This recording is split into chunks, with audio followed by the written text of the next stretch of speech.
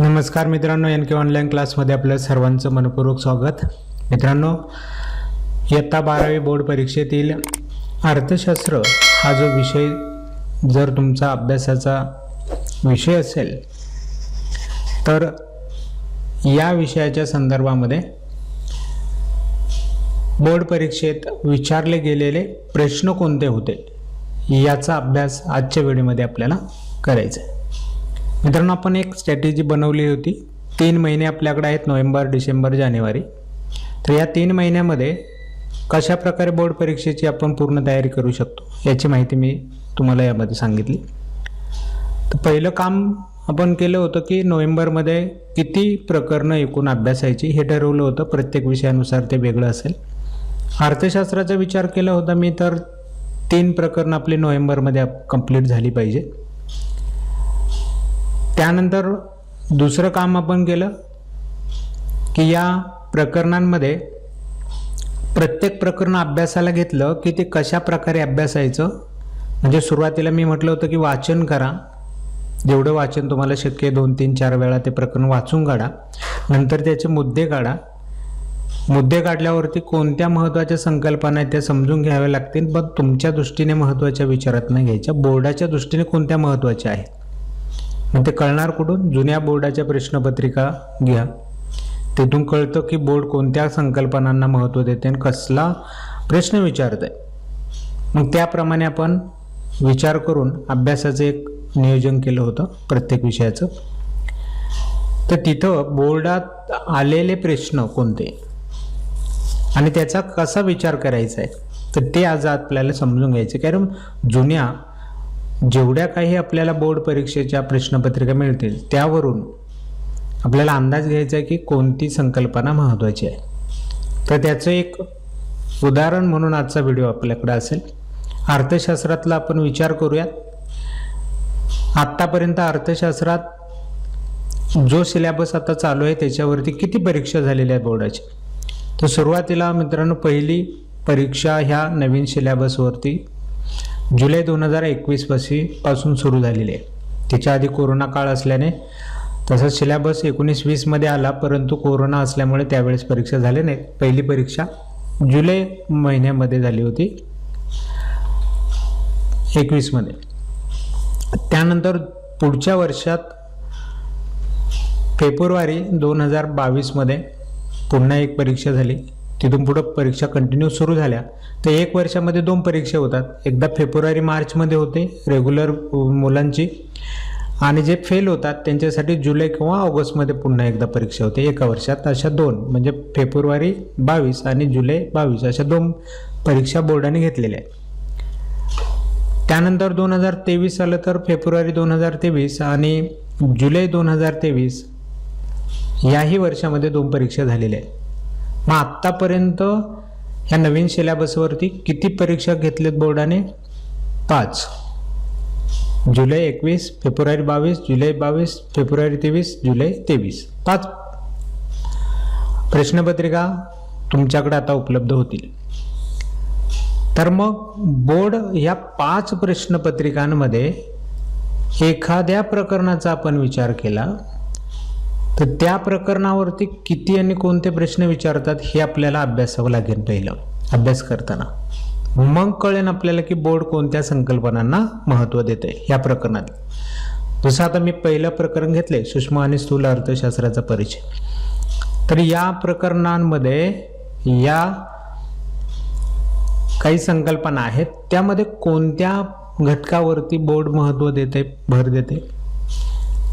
चला तर मग त्याचा विचार करूया. प्रकरण आपण निवडले पहिलं.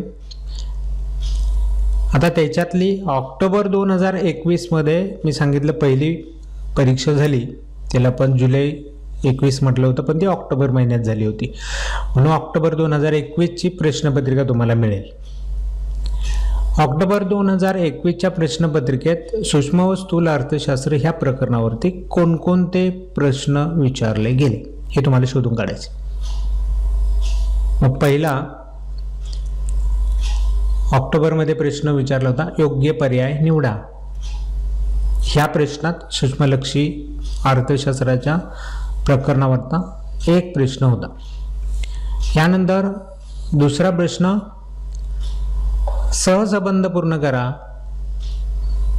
या प्रश्नात देखील ह्या प्रकरणातला प्रश्न तुम्हाला पाहायला मिळेल. तिसरा प्रश्न संकल्पना ओळखून स्पष्ट करा ह्या प्रश्नात होता. त्यानंतर प्रश्न चौथा विचारण्यात आलेला होता या प्रकरणावरती फरक स्पष्ट करामध्ये. एक फरक होता या प्रकरणातला. आणि नेक्स्ट पुढचा पाचवा एक प्रश्न विचारण्यात आला. ऑक्टोबरमधल्याच प्रश्नपत्रिकेची माहिती सांगतोय मी. 5 प्रश्न ह्या वर्षी ऑक्टोबरमध्ये विचारले ह्या प्रकरणावरती. आणि पाचवा प्रश्न होता सहमत आहात किंवा नाही ते सहकारण स्पष्ट करा. असे 5 प्रश्न तुम्हाला त्या बोर्डाच्या प्रश्नपत्रिकेत प्रकरण 1 वरती दिसून येतील. मग लगेच तुम्हाला अंदाज येईल का एवढ्या याच्यावरून नाही येणार. अजून आपल्याला इतर प्रश्नपत्रिकाही पाहाव्या लागतील, मग कळेल. मग नेक्स्ट पुढची जी बोर्डाने परीक्षा घेतली ती घेतली होती फेब्रुवारी 2022 मध्ये. तर फेब्रुवारी 2022 मध्ये कोणते प्रश्न विचारले होते. पहिला प्रश्न विचारलेला होता विधाने पूर्ण करा, 1 मार्काचा प्रश्न आहे. दुसरा प्रश्न विचारला होता सहसंबंध पूर्ण करा.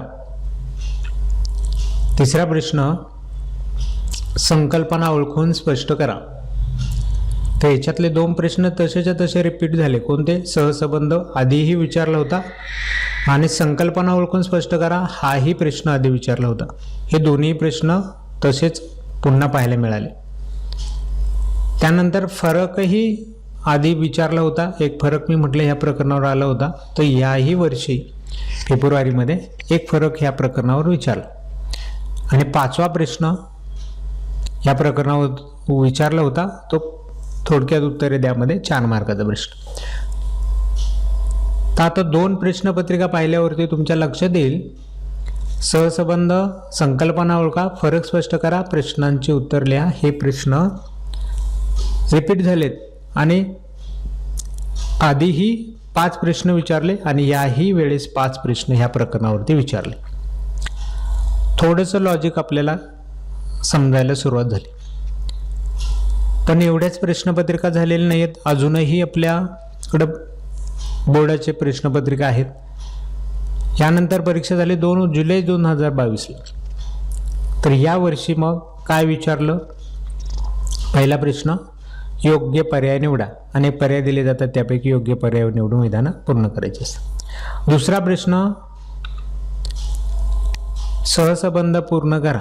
बदललाय का प्रश्न. सहसंबंध आधीच्याही 2 प्रश्नपत्रिकेत होता, इथेही आहे. तिसरा प्रश्न संकल्पना ओळखून स्पष्ट करा. आधीच्याही 2 एक्झाममध्ये होता, आत्ताही आहे, म्हणजे हा प्रश्नही विचारला जातोय सतत. चौथा प्रश्न फरक स्पष्ट करा. आधीच्याही 2 परीक्षांमध्ये होता, इथेही आहे, बदलच झालेला नाही.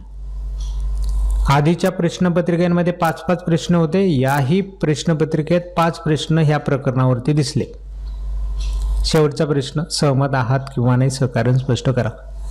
इथं मात्र ऑक्टोबरच्या परीक्षेत 21 मध्ये सहमतचा प्रश्न होता आणि आता पुन्हा सहमतचा प्रश्न विचारला गेला.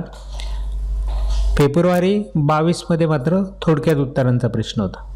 म्हणजे सहमत आणि थोडक्यात उत्तर दोन्ही 4 मार्काला आहेत. मग या वर्षी सहमतचा विचारलं तर पुढच्या वर्षी थोडक्यात उत्तरांमध्ये विचारलं जातं. असं थोडंसं चेंजेस आपल्याला इथं पाहायला मिळते. तोही अंदाज आपल्याला आला. नेक्स्ट पाहूया पुढची अजून आपल्याकडे प्रश्नपत्रिका आहे. पुढची परीक्षा झाली होती फेब्रुवारी 2023 मध्ये. आता आपल्या लक्षात आले 5 प्रश्न या प्रकरणावरती दरवर्षी विचारले गेलेत. पाहूयात या वर्षी काय झाले. पहिला प्रश्न विधाने पूर्ण करा. हाही प्रश्न बराच आपल्याला पाठीमागच्या प्रश्नपत्रिकेमध्ये दिसला होता. दुसरा प्रश्न विसंगत शब्द ओळखा. आता इथं ह्या वर्षी मात्र चेंज झालेलं दिसतंय. इथं आपल्याला सहसंबंध पूर्ण करायचा प्रश्न आला नाही. पुढे पाहूया येतोय का. तिसरा प्रश्न प्रश्नांची उत्तर लिहा. म्हणजे 4 मार्काचा प्रश्न आहे. थोडक्यात उत्तरांमध्ये असलेला प्रश्न आहे. म्हणजे इथं फरक पण आलेला नाही, संकल्पना ओळखा हाही प्रश्न आला नाही. चौथा प्रश्न सहमत आहात किंवा नाही हा विचारला जातोय, हा रिपीट झालेला आहे. तर इथं मित्रांनो 4च प्रश्न ह्या वर्षी विचारले 2023. आता पहा, आधीच्या 3 प्रश्नपत्रिका पाहिल्यावरती आपल्याला कॉन्फिडन्स आला होता 5-5 प्रश्न विचारले जातात. इथं मात्र एक प्रश्न कमी झाला. पण मित्रांनो, प्रश्न कमी झाला, संख्या कमी झाली, पण गुण मात्र आहे तेवढेच आहेत. या प्रकरणाला 4-4 मार्काचे 2 प्रश्न विचारल्याने एक प्रश्न कमी झालाय, बस एवढाच फरक आहे. मग अशा वेळेस काही वेळेस मी सांगतो नेहमी 5-5 प्रश्न विचारले जातात आणि 4च येतात. अशा वेळेस जे विद्यार्थी आपले आहेत ना, ते खूप चांगल्या कमेंट करायला सुरुवात करतात की तुम्ही असं केलं, तुम्ही तसं केलं, यावं झालं त्यावं झालं. बघा, त्यांचा विचार आपल्याला करायचा नाही. ज्यांच्यासाठी आपण विचार करतोय त्या विद्यार्थ्यांनी लक्ष द्यावं. अजूनही आपल्याकडं जुलैची एक प्रश्नपत्रिका आहे, तर त्याच्यात पाहूयात काय कंडिशन आहे. नंतर शेवटची परीक्षा झाली जुलै 23 मध्ये. ही सगळी प्रश्नपत्रिका आपण सोडून चॅनलवरती अपलोड केलेले आहेत, उत्तरांसह केलेले आहेत. कसं उत्तर लिहायचं होतं, कोणतं उत्तर लिहायचं होतं, कसं लिहिल्यावरती किती मार्क मिळतील, हे सगळं त्या व्हिडिओमध्ये उत्तरं सांगत असतानाच सांगितलेलं आहे, एक्सप्लेन केलेलं आहे. तर तो एक व्हिडिओ तुम्ही पाहू शकता. हे जुलैमध्ये कोणते आणि किती प्रश्न विचारले, माझं आता मत तयार झालं होतं की 5-5 प्रश्न विचारतात, पण पाठीमागच्या 23 मध्ये मात्र विचारले नाही, म्हणून थोडंसं मला त्याने कन्फ्यूज केले. आता पाहूयात जुलैमध्ये परत 5 प्रश्न विचारतायत का. विधाने पूर्ण करायचा प्रश्न बऱ्याच वेळा आलेला आहे, म्हणजे तो रिपीट झालाय. 2 नंबरला सहसंबंध पूर्ण करा, ट्रॅकवर गाडी आपल्या येते बरोबर पहा, पुन्हा सहसंबंधांचा प्रश्न आला. त्यानंतर संकल्पना ओळखून स्पष्ट करा, आता तर गाडी बरोबर आहे त्याच ट्रॅकवर आलेली आहे याची खात्री पटली. संकल्पनांचा प्रश्न पुन्हा विचारला गेला. 4था प्रश्न फरक स्पष्ट करा. आता काय म्हणाल तुम्ही, आहे ना जसेचे तसे प्रश्न. आणि 5वा प्रश्न पण विचारला. आधीच्या परीक्षेत 4च होते, इथं 5 आले. यापूर्वीच्या प्रश्नपत्रिकेत जसे 5 होते तसे इथेही 5 आहे. कोणता आहे 5वा, प्रश्नांची उत्तर लिहा, म्हणजे 4 मार्काचा थोडक्यात उत्तरांचा प्रश्न. मित्रांनो, आतापर्यंत झालेल्या सगळ्या प्रश्नपत्रिका पाहिल्या तर बोर्ड ह्या प्रकरणावरती कशावरती भर देत आहे, कोणत्या प्रश्नांवरती भर देत आहे, हे एकदा दोनदा तीनदा नाही 5-5 प्रश्नपत्रिका पाहिल्यावरती कळतंय की 5ही प्रश्नपत्रिकेमध्ये प्रश्न तेच आहेत. मग प्रश्न तेच असतील तर अभ्यास करताना ह्या प्रकरणाचा कोणत्या प्रश्नांचा अभ्यास करायचा, सुरुवातीला पहिले कोणते प्रश्न अभ्यासायचे, हे संकल्पना सगळ्या अभ्यास ह्या प्रकरणातल्या विचारल्या जातात, खूप वेळा विचारले. फरक सगळे करून ठेवा, ह्या प्रकरणातले फरक सतत विचारले जात आहे. 1 वर्ष सोडलं तर 4 वेळा विचारलेलं. सहसंबंध पूर्ण करा, कंटिन्यू आला, पाठीमागचं 1 वर्ष सोडलं तर. विधाने पूर्ण करा किंवा योग्य पर्याय निवडा, हे 2 प्रश्न इथं दिसत आहेत.